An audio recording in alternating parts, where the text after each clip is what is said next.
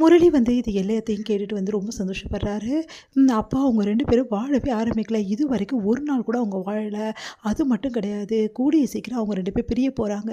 இதோட சந்தோஷம் எனக்கு எது இருக்கு? என்ன பத்தி வந்து சந்தேகப்பட்டு தான் வந்து இவ்ளோ நாள் வந்து தள்ளி வச்சிருக்கானா அபிய. ஐயோ! எவ்ளோ சந்தோஷமா இருக்கு அத்தை. எனக்கு சந்தோஷத்துக்கு தாங்கவே முடியல. ஐயோ! சும்மா இருக்கியா? கத்தாத. சொன்னா கேளு. யாருக்கா தெரிஞ்சுட்டு போயிடாது. சரிங்க அத்தை. அந்த லெட்டர் எங்கன்னு முதல்ல தேடி கண்டுபிடிக்கணும். ஏன்டா அந்த லெட்டர் தேடி கண்டுபிடிக்கணுன்ற? வேற அந்த லெட்டர் தேடி கண்டுபிடிச்சா தான் இது வேலையே ஆகும். அந்த லெட்டர் தேடி கண்டுபிடிச்சிட்டு எங்க அபி கண்டுபிடிச்சிட்டாலும் பெரிய பிரச்சனை ஆகிடும். அந்த லெட்டர் அபி கண்ணில் படவே கூடாது.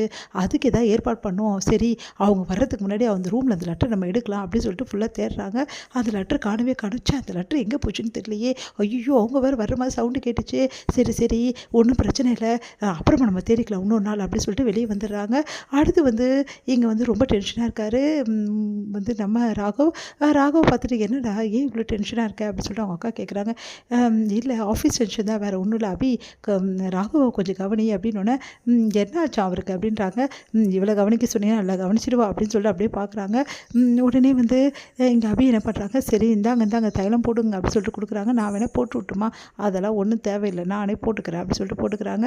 இங்கே வந்து ரொம்ப சந்தோஷமாக இருக்கார் முரளி. அப்படியே வந்து நிற்கிறாரு. அப்போ வந்து என்ன இவரோட முகத்தில் வந்து ஒரு தேஜஸ் தெரியுது, என்ன கதைன்னு தெரியலையே அப்படின்னு சொல்லிட்டு பார்த்துட்டு என்ன அபி ரொம்ப சந்தோஷமாக இருந்தீங்களா, எந்த பிரச்சனையும் இல்லைல்ல அப்படின்னோடனே நாங்கள் சந்தோஷமாக இருக்கிறது இருக்கட்டும், நீங்கள் அக்காவை சந்தோஷமாக பார்த்துங்க அப்படின்னு சொல்லிட்டு அபி போகிறாங்க. இதெல்லாம் எத்தனை நாளைக்கு இந்த கோவம்லாம், இந்த சின்ன சின்ன கோவம்லாம் போயிடும் அபி நமக்குள்ளே, அப்புறம் பர்மனெண்ட்டாக நம்பர் எப்படி வாழ போகிறோம் அப்படின்னு சொல்லிட்டு சந்தோஷமாக வர்றாரு முரளி. இங்கே வந்து என்ன பண்ணுறாங்கன்னா முரளி வந்து ஒரு யோசனை பண்ணுறாரு. இங்கே பாருங்கள், கூடிய சீக்கிரம் வந்து அபியும் ராகவும் பிரிய போகிறாங்க. அதுக்கு முன்னாடி சீக்கிரமாகவே பிரியணும்னு ஆசைப்பட்றேன். அதுதான் பிரிய போகிறாங்கல்ல, அதான் வந்து அபி போயிட போகிறாள் குழந்தை பிறந்தோன்னே, அப்புறம் என்ன பிரச்சனை? அதுதான் பிரச்சனையே, எப்படியும் குழந்தை பிறக்க போகிறதில்ல, நீ என்ன சொல்கிற அப்படின்னு கேட்குறாங்க சுந்தரி. ஆமாம், பின்ன குழந்தை பிறக்க நான் விட்டுருவேனா? அதுக்குள்ளேயும் அந்த விஷயம் நடக்கிறதுக்கு முன்னாடி அபி இங்கேருந்து பேக் பண்ணி ஆகணும். அது எப்படி முடியும்? அதுதான் வந்து குழந்தை பிறந்தோன்னே போன்னு சொல்லிட்டானே ராகவும் அனுப்ப மாட்டான். அதுக்கு முன்னாடி ஏதாவது பிரச்சனை இருந்தால் கண்டிப்பாக ராகு அனுப்பிச்சு தானே ஆகணும்.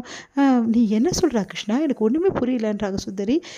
ஒன்றும் சொல்லலை, எப்படியாவது அபியை பேக் பண்ணுறதுக்கு ஒரு வழி கண்டுபிடிச்சிட்டேன். என்ன வழி? சந்தேகம்தான். சந்தேகமா? ஆமாம், ராகவுக்கு அபி மேலே செம்மையாக சந்தேகம் இருக்குது. அதை இன்னும் பலப்படுத்தணும். இன்னும் எனக்கும் வந்து அபிக்கும் கான்ட்ராக்ட் இருக்குது, கல்யாணத்துக்கு அப்புறமாவும் நாங்கள் வந்து கான்ட்ராக்ட் வச்சுருக்கோம் அப்படின்னு சொல்லிட்டு வந்து நிரூபிக்கணும். இது எப்படி முடியும்? அபிதான் உன்னை திரும்பி கூட பார்க்க மாட்டேங்கிறாளே. திரும்பி பார்க்குறமா செய்யணும். அதெல்லாம் முடியவே முடியாது. அபியெல்லாம் அப்படிப்பட்ட பொண்ணே கிடையாது, அது எனக்கும் தெரியும். நான் அது சொல்லலை, அப்படி நம்ப வைக்கணும் ராகவன் சொல்கிறேன். நான் அதுக்கு என்ன வழி வச்சுருக்கேன்? அபிக்கு புது கான்ட்ராக்ட் ஒன்று எடுத்திருக்கேன். அபிக்கா? எதுக்கு அவளுக்கு கான்ட்ராக்டு? ஆமாம், இந்த கான்ட்ராக்டை அபிக்கிட்ட சேர்த்துடணும். நீ கொடுத்தா கண்டிப்பாக வாங்கவே மாட்டேன், சந்தேகம் தான் படுவா. அதுக்கு தான் ஆள் வச்சுருக்கேன். அதனால் இப்போ அபியை தேடி போயிருக்காங்க அவங்க. கான்ட்ராக்டும் அபிக்கு கிடச்சிடும்.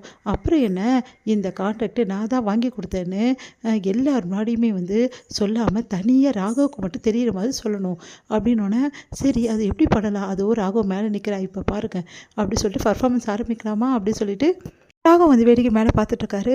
அத்தை, அபிக்கு ஒரு கான்ட்ராக்ட் வாங்கி கொடுத்துருக்கேன். அந்த கான்ட்ராக்டால் அபி நல்லா முன்னுக்கு வந்துடுவா. எனக்கு அது போதும், அபி ரொம்ப நல்லா முன்னுக்கு வரும், எனக்கு அதுதான் அத்தை வேணும் அப்படின்ற மாதிரி பில்டப் பண்ணாரு. இது எல்லாத்தையுமே வந்து கேட்டுடுறாரு ராகவ் செமைய டென்ஷன் ஆகிற, ஒன்றும் அடங்கலையா அப்படின்னு சொல்லிட்டு, எங்கள் அபி வந்து கான்ட்ராக்ட் எனக்கு வந்திருக்கு அப்படின்னு சொல்லிட்டு பணம் கொடுக்குறாங்க. இதை கேட்டு ராகவ் டென்ஷன் ஆகிறாரு.